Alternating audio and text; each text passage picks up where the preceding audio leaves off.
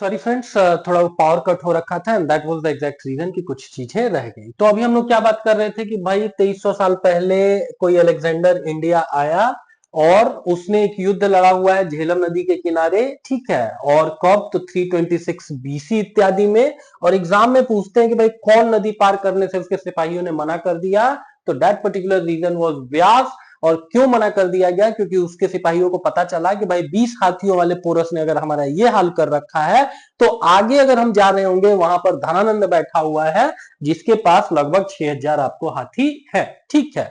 इस बात से भयभीत थे कि आगे आने वाले शासकों के पास एक अच्छी खासी संख्या में आपको पैदल, रथ और हाथियों की संख्या है। और ये किस शासक की बात हो रही है?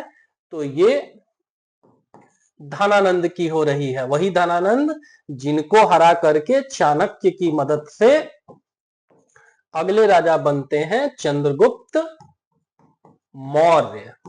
चंद्रगुप्त मौर्य, ठीक है। तो ये चीजें थी इंपॉर्टेंट यहां पर। अगले में देखेंगे कि मगध, ठीक है, एक बहुत ही शक्तिशाली राज्य था, लेकिन उसी के नजदीक एक वज्जी नाम से राज्य था जिसकी राजधानी क्या थी? वैशाली थी। एग्जाम में पूछते हैं कि वज्जी राज्य कहां पर है, तो बिहार में। इसकी राजधानी पूछते हैं क्या है? वैशाली। और वहां किस प्रकार की शासन व्यवस्था थी? तो वहां पर शासन व्यवस्था थी जिसको गण या संघ बोलते हैं, ठीक है। संघ, जैसे भारत के लिए भी आर्टिकल 1 अगर आप पढ़ेंगे ना तो वर्ड क्या देखने को मिलता है? यूनियन।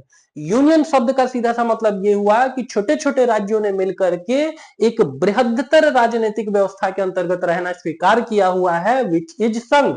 गणतंत्र, गणतंत्र, भारत को गणतंत्र इसलिए बोलते हैं बिकॉज भारत का जो सबसे इंपॉर्टेंट आदमी होगा, जो राष्ट्रपति होंगे, ये पद वंशानुगत नहीं होता है, बल्कि हम में आप में से कोई सा भी व्यक्ति उठ करके अगर उसमें इतनी कैपेबिलिटीज है, उनकी इतनी पॉलिटिकल पार्टीज की बैकिंग है, तो वो व्यक्ति आपको शासनाध्यक्ष बन सकता है, राष्ट्रपति इत्यादि बन सकता है, ठीक है।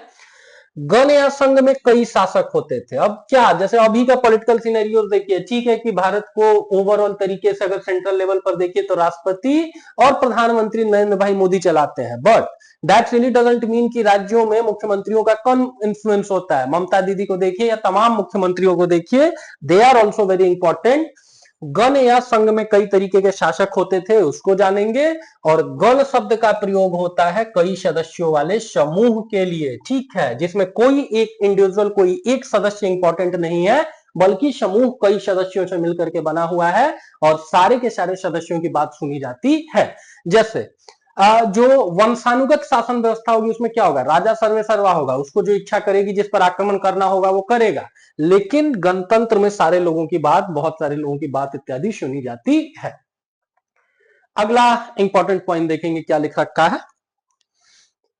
वही बात कर रखा है कि भाई जो संघ होता था उसमें शत्रुओं के आक्रमण इत्यादि या अन्य समस्याओं के लिए क्या करते थे? वो मिलकर चर्चाएं करते थे, मिलकर के काम करते थे।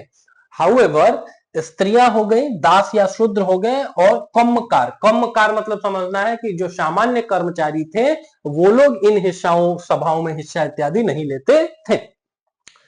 आगे बुद्ध और महावीर स्वामी, उनके बारे में, भगवान महावीर के बारे में आगे चैप्टर में हम पढ़ेंगे। और ये दोनों के दोनों लोग किससे संबंधित रहे हुए हैं? संघ से संबंधित रहे हुए हैं। दोनों का जो आपको वंशानुगत लीनेज है ना, वो ये दोनों लोग आते हैं कहां से? संघात्मक शासन व्यवस्था से ही आते हैं। अगला जान रहे होंगे, अगला एक इंपॉर्टेंट चीज जानेंगे एग्जामिनेशन पॉइंट ऑफ व्यू से। वज्जी संघ का वर्णन हमको कहां देखने को मिलता है? तो दीघ निकाय में देखने को मिलता है, ठीक है। दीघ निकाय किन लोगों का आपको धार्मिक ग्रंथ है? तो ये बुद्धिस्ट लोगों का है। उस चीज के ऊपर ध्यान देंगे और इस पे भी ध्यान देंगे कि दीघ निकाय में क्या बातें की गई है। तो ओवरऑल तरीके से देखिए तो इसमें जो भगवान बुद्ध है ना, भगवान बुद्ध के बहुत सारे व्याख्यान यहां पर दिए गए हैं, उनके बहुत सारे उपदेश यहां पर दिए गए हैं। एग्जामिनेशन पॉइंट ऑफ व्यू से जानेंगे दीघ निकाय का वर्णन कहां, वज्जी संघ का वर्णन कहां पर? दीघ निकाय। अगला एग्जाम में पूछते हैं दीघ निकाय किन लोगों की धार्मिक किताब है? बुद्धिस्ट लोगों की है, बौद्ध लोगों की है। और इस जो किताब में, हर किताब में कुछ ना कुछ बातें लिखी गई होती है ना, तो इसमें मुख्यतया आपको भगवान बुद्ध के जो उपदेश है उनका संकलन किया गया है। अगला पूछते हैं कि भाई वज्जी संघ पर आक्रमण करना कौन सा इन्फ्लुएंशियल राजा चाहता था? तो अजातशत्रु। अजातशत्रु वही व्यक्ति है जो 492 या 93 से लेकर के लगभग 460 बीसी तक क्या करता है, वो राज्य करता है, और वज्जी संघ पर आक्रमण करके उसको वो क्या करना चाहता था, अपने मगध में मिला लेना चाहता था। इसके लिए वो अपने एक मंत्री वश्यकार को क्या करता है, भगवान बुद्ध के पास सलाह लेने के लिए भेजता है। और एग्जाम में पूछते हैं कि वज्जी संघ पर आक्रमण कौन करना चाहता था? अजातशत्रु। मंत्री का नाम वश्यकार, और वश्यकार की सहायता से आगे चल के वो क्या करता है ना, ये वज्जी संघ, संघ में मतलब बहुत सारी पॉलिटिकल छोटी छोटी यूनिट्स हैं, उनको आपस में लड़वा करके अंतोगत्वा आपको वज्जी को कॉन्कर भी कर लिया जाता है। भगवान बुद्ध के बहुत सारे भक्त, बहुत सारे फॉलोअर्स रहते थे आपको वज्जी में, और खुद अजातशत्रु भी भगवान बुद्ध का भक्त था। And that was the exact reason कि भाई वो कॉन्कर करने से, वो डायरेक्ट वज्जी पर आक्रमण करने से डरता था। प्लस जो यूनिटी होती है ना, एकता में शक्ति होती है, वो थोड़ा इस चीज से भी भयभीत रहता था कि भाई वज्जी के अंतर्गत छोटी छोटी पॉलिटिकल यूनिट्स हैं, कहीं अगर हम उनमें से किसी एक पर आक्रमण किए तो ऐसा ना हो कि सब हम पर मिलकर आक्रमण करें। और इसी चीज के लिए, सलाह के लिए वो भगवान बुद्ध के पास अपने प्रिय मंत्री वश्यकार को भेजता है।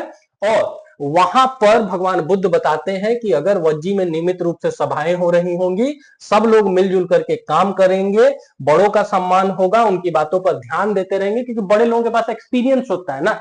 बुजुर्ग मतलब ऐसा मत समझिए कि वो वृद्धाश्रम में रखे जाने योग्य ही है, उनके पास हमारे आपसे मिलियंस ऑफ टाइम ज्यादा एक्सपीरियंस होता है। और किसी एडवर्स सिचुएशन को, किसी अकस्मात या किसी खतरनाक सिचुएशन को उन्होंने ज्यादा देखा हुआ होता है।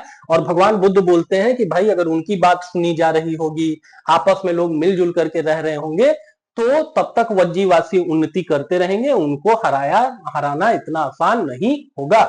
ठीक है, अगले में आ जाइए। आगे जाकर के लिख रहा है कि गुप्त शासकों ने गण और संघ पर विजय प्राप्त कर उन्हें अपने राज्य में सम्मिलित कर लिया। अंतिम रूप से आपको जो वज्जी है या संघ है या गण है, उनको किसके द्वारा जीता गया है? तो गुप्त शासकों के द्वारा जीत लिया गया है।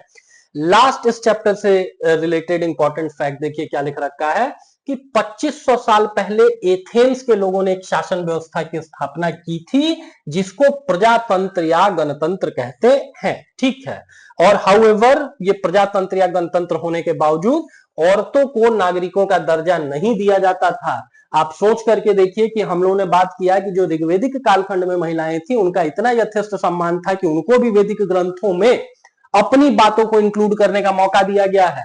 वैसा ही दुनिया के आरंभिक अगर दो प्रजातंत्र या गणतंत्रों की चर्चा की जाए तो एक तो वज्जी हो गया आपको बिहार में, और दूसरा एथेंस हो गया। एथेंस के अंतर्गत ही स्पार्टा आता था। अभी के समय में अगर आप लोगों ने 300 मूवी देखी हो, या कभी महेंद्र सिंह धोनी के बैट पे, क्रिस गेल के बैट पे लिखा हुआ देखिएगा क्या होता है, स्पार्टन्स होता है। और स्पार्टा इसी एथेंस का एक छोटा सा